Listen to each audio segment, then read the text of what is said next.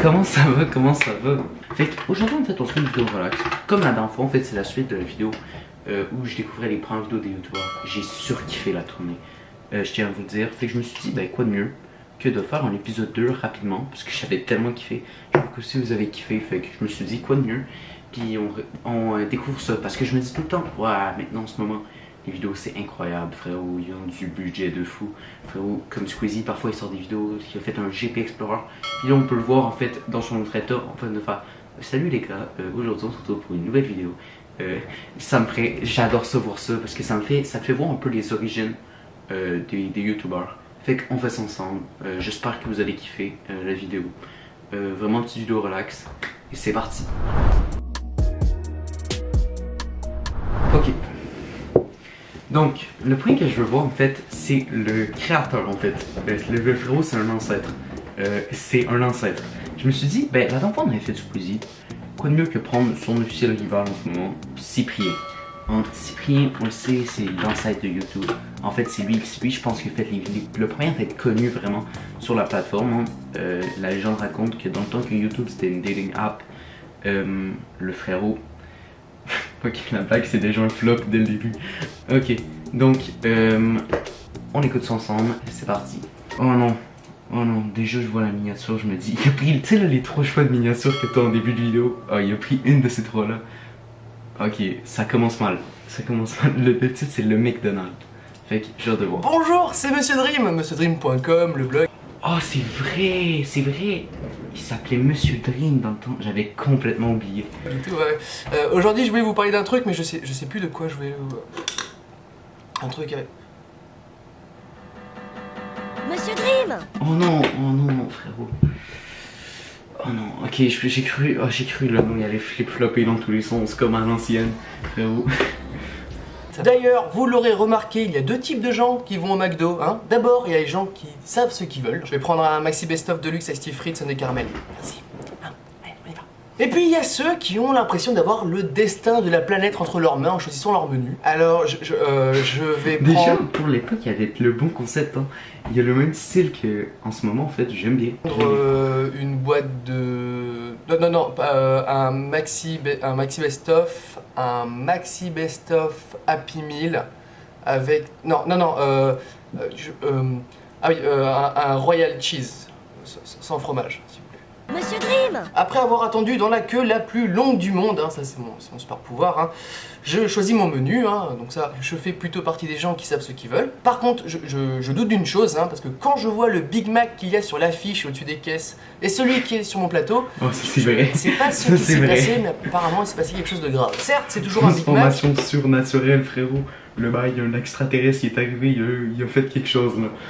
Mais probablement un cousin très éloigné de celui sur l'affiche, hein. Il n'y a rien de symétrique, la salade est sous l'hamburger, au lieu de dedans on dirait un burger en kit. Et la potato qui est dans les frites. C'est quoi cette histoire? Quand tu prends des frites, il y a toujours 1 ou 2 potatoes dedans. Tu sais pas pourquoi, comme si les potatoes ont essayé de s'échapper en passant par le bac à frites. Allez les potatoes! On franchit le bac à frites et puis on est libre!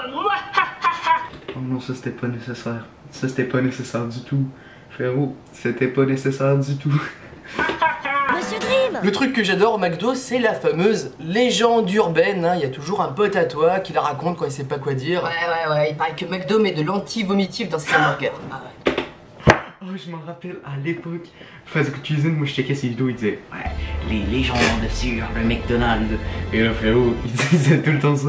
Ah ouais, je vous mets en extrait, mais je m'en rappelle de fou, tout le monde disait ça dans le temps. Pareil qu'il y a aussi des pattes de serpent dans le steak haché.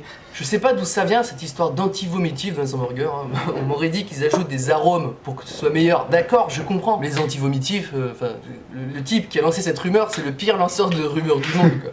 Ouais, ça j'ai kiffé pour de vrai. Pour de vrai, j'ai kiffé. Comme je l'avais dit dans la première vidéo, je trouve vraiment que ça donne une petite vibe nostalgique et j'aime vraiment. Ça te donne une petite ambiance, j'aime bien. Ok. Donc, qui qu'on écoute par la suite? Moi j'avais pensé à un ancêtre, un autre Tyrannosaurus Rex du YouTube game. J'avais pensé à Mr. V. Mr. V qui en ce moment l'homme le plus gros d'internet. Que plusieurs personnes disent. Moi personnellement je suis pas totalement d'accord, mais plusieurs personnes le considèrent comme ça. Puis je me suis dit, ben j'ai jamais écouté ses premières vidéos. Mais je sais qu'il faisait un peu dans le même style que Cyprien au début. Fait que c'est parti. Ah, les copyrights, les copyrights. Mais c'est pas juste les copyrights, il m'a détruit les oreilles. C'est Facebook, c'est un petit site assez récent, pas trop connu. Et donc à force de passer mes journées dessus, je commence à remarquer quelques détails marrants, tu sais, genre les similitudes entre les photos de profil des gens. Et donc c'est pourquoi je vais vous faire une chronique sur les 5 photos de profil de base que tu peux trouver sur Facebook. Alors tout d'abord, il y a la photo que tout le monde connaît, et c'est souvent les filles qui la font d'ailleurs. C'est cette espèce d'énorme zoom qu'elles se font sur le quart du visage. C'est sûrement le seul où il n'y a pas de bouton. Et ce qui est chiant avec ces photos, c'est que tu peux pas savoir... Le pire, vous voulez savoir c'est quoi? C'est que 12 ans plus tard, c'est toujours le cas. C'est toujours le cas, frérot. Les seuls snaps que je reçois, les seules photos Insta que je vois, c'est des filles, frérot. Il y a une parcelle de cheveux sur la photo. Mais ça me fait rire en fait à quel point c'est encore accurate à ce point. C'est vraiment, je comprends pas. Si la personne est belle, tu sais pas si de l'autre côté, il n'y a pas une espèce d'œil qui se barre en couille, tu sais, c'est chaud. Mais ce que j'adore le plus sur ces photos, c'est quand même les commentaires. Ah ouais, c'est trop belle. Oh, magnifique. Comment tu peux savoir qu'elle est belle? Mais ce qui est bien avec ces... Je l'avais dit beaucoup dans la première vidéo, mais ça dégage vraiment une vibe, je sais pas. T'as vraiment l'impression de découvrir en fait les antécédents, les débuts de YouTube. C'est ça que j'adore en fait dans ce format-là. Je trouve ça tellement spécial parce que tu découvres vraiment le début en fait.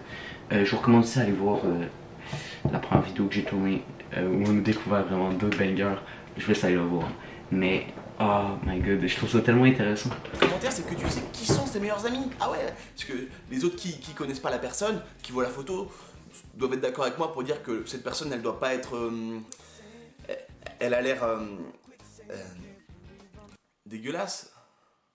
Et ensuite, il y a une deuxième catégorie qui sont les playboys en carton. Tu sais, ce sont ces mecs qui se prennent en photo flash dans le miroir en montrant bien leur corps, de bodybuilder du dimanche, en contractant tous leurs muscles. Hein, ça va impossible, c'est encore ça, impossible. Ce qui les empêche de sourire après. Hein, je te jure, Mr. V, il y a des visionnaires, frérot.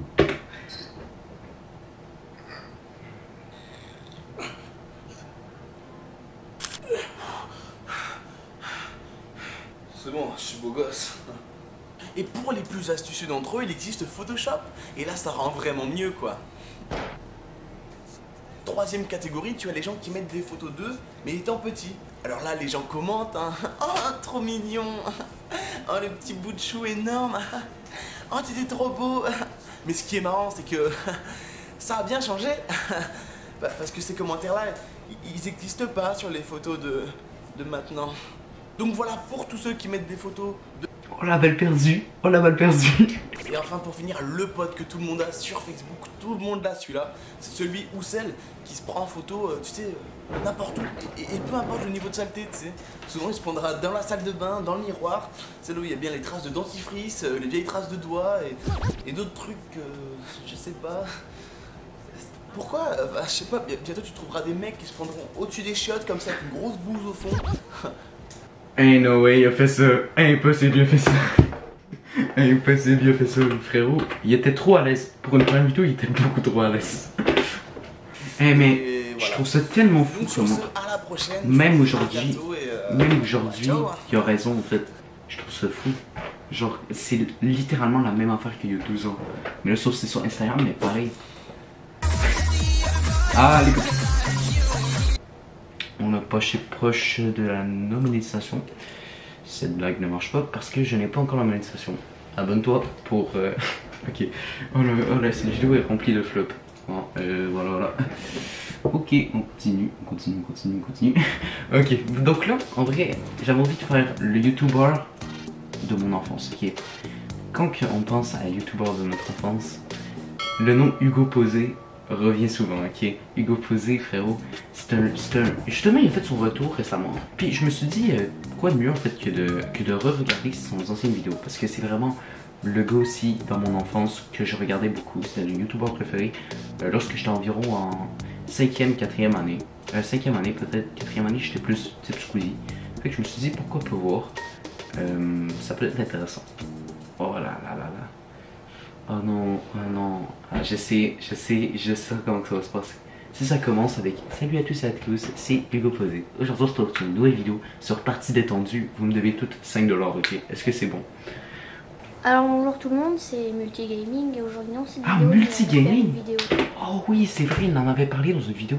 J'avais complètement oublié, mais c'est vrai que ça s'appelait Multigaming avant.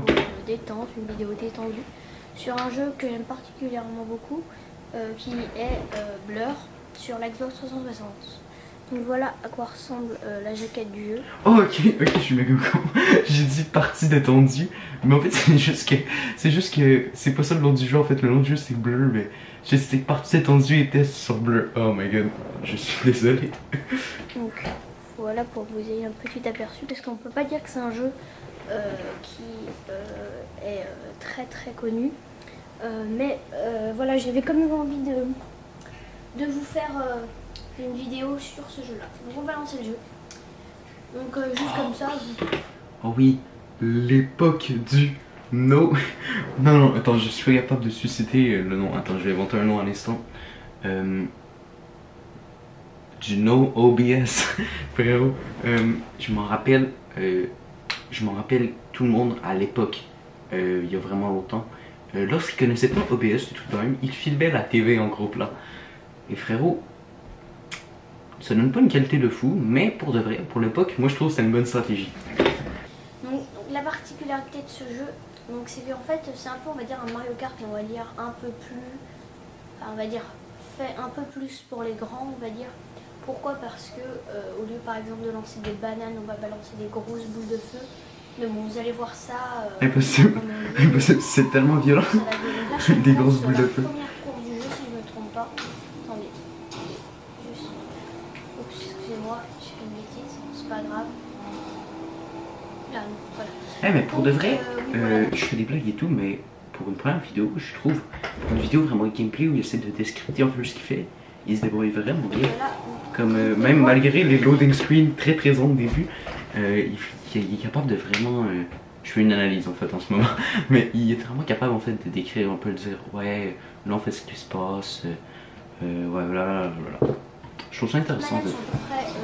Bon, en vrai je pense qu'il veut tourner en rond vu que c'est une vidéo gameplay, puis tu sais c'est quand même long, 14 minutes, mais vraiment pour de vrai, pour l'époque, c'est quand même une très bonne vidéo en termes de gameplay. On suscitera aussi la caméra qui est vraiment posée en mode Belek parce qu'il n'y avait pas avec la no OBS strategy. Mais voilà, pour là c'est une bonne vidéo, mais je trouve que c'est vraiment une bonne vidéo comparé aussi à la vidéo de Squeezie, sa première vidéo. Ça c'est vraiment une bonne vidéo je trouve pour l'époque en fait. Le prochain que je vais me faire en fait en ce moment, il vient de passer ses 10 ans. Un petit indice que je pourrais dire, c'était justement hier, la journée que je tourne la vidéo. En fait, c'était le 27 novembre qui a passé ses 10 ans. Puis ça m'intéresse vraiment parce que pour lui en fait c'est un des youtubeurs en fait du style podcast et tout. Là aujourd'hui on réagit beaucoup à ce podcast. On a eu Hugo Posé qui sortait un peu du lot. Mais le dernier que je vais me faire en fait c'est Kevin Tran. Hein, le rire jaune à l'époque. Vidéo vraiment facecam que je trouve très drôle. Puis ça m'intéresserait vraiment de voir parce qu'il vient de passer ses 10 ans en ce moment. Puis je me dis pourquoi pas regarder sa première vidéo. Ok, c'est parti. Oh putain, 4 milliards d'asiatiques sur Terre. Hey, il faisait des traductions en anglais. Comment on a fait pour baiser autant? Attends, mais frérot, la traduction, elle le louche un peu. Comment on a fait pour baiser autant? Frérot, l'aspect traduction anglaise un peu à retravailler, hein. C'est pas du tout ça que tu lui racontes, frérot.